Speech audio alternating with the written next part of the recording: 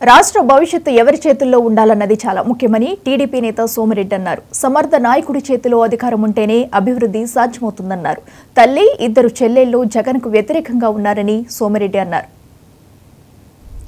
5 ఏళ్లు అన్నపూర్ణ లాంటి ఆంధ్రప్రదేశ్ని జగన్మోహన్ రెడ్డి అరాచక ఆంధ్రప్రదేశ్గా చేసేసాడు. చట్టాలని ఆయన కాళ్ళ కింద నలిపేసేసాడు. ఐఏఎస్లని, ఐపీఎస్లని ఆయన కూలీల కింద మార్చేసుకున్నాడు. శాసనసభలో, నిండు శాసనసభలో, రాష్ట్ర ప్రజలు ఎన్నుకున్న చట్టసభలో శాసనసభ్యులు అందరు కలిసి ఏవైతే బడ్జెట్ సెషన్స్లో నిర్ణయాలు తీసుకుంటారో, అలొకేషన్స్ చేస్తారో వాటన్నిటినీ చెత్తపుట్ల వేసాడు. ఒక చట్ట సభ నిర్ణయాలకి విలువ లేదు, వ్యవస్థలకి విలువ లేదు, ప్రజాస్వామ్యానికే గొడ్డలు పెట్టు.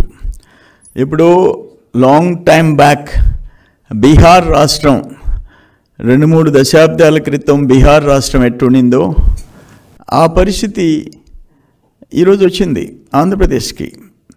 ఆంధ్రప్రదేశ్ అంటే అన్నపూర్ణ లాంటి ఆంధ్రప్రదేశ్, ఈరోజు అరాచక ఆంధ్రప్రదేశ్. ఆంధ్రప్రదేశ్ అంటే ఇతర రాష్ట్రాల్లో గౌరవం. గతంలో ఎంతమంది చీఫ్ మినిస్టర్స్ ఉన్నా ఇటువంటి పరిస్థితి లేదు. ఇప్పుడు బయట రాష్ట్రాల్లో, బయట దేశాల్లో ఆంధ్రప్రదేశ్ అంటే తలదించుకోవాల్సిన పరిస్థితి చేశారు. ఇప్పుడు ఇక్కడ ఎందుకు ఎలక్షన్ అయిన తర్వాత ఎందుకు అంత ఫ్రస్ట్రేషన్ మీకు?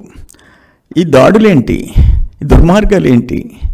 ఆఖరణ ఎలక్షన్ కమిషన్ డీజీపీని, చీఫ్ సెక్రటరీని పిలిచి మందలించాల్సిన పోస్ట్ ఎలక్షన్స్ దాడుల మీద ఇటువంటిది ఎప్పుడన్నా చరిత్రలో జరిగిందా? ఏ రాష్ట్రంలో అయినా జరిగిందా?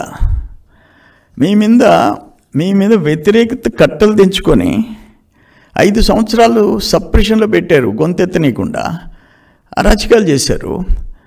మీరు, మీ ఎమ్మెల్యేలు, మీ మంత్రులు, వాళ్ళు వెనకుండే గూండాలు ఈరోజు కట్టలు తెంచుకొని వచ్చి ఓట్లేశారు. దాన్ని కూడా వచ్చుకోలేకుండా మీ షాడో ఛానల్ ఆయన సీఈఓనా, ఆయన మేనేజింగ్ డైరెక్టరా, పార్ట్నరో తెలియదు.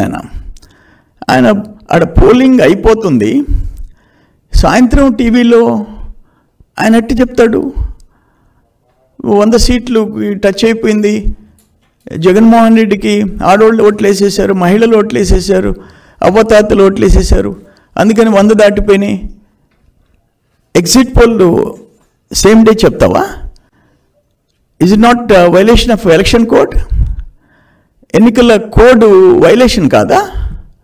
నీకేమైనా సపరేట్ చట్టం ఉందా? ఆయనకి నాకు ఛానల్స్ లేవు, డబ్బులు లేవు, ఇవన్నీ నీ ఛానల్స్ కదా? సాక్షి షాడో ఛానల్స్ కాదా? ఎవరికి తెలియదు అది?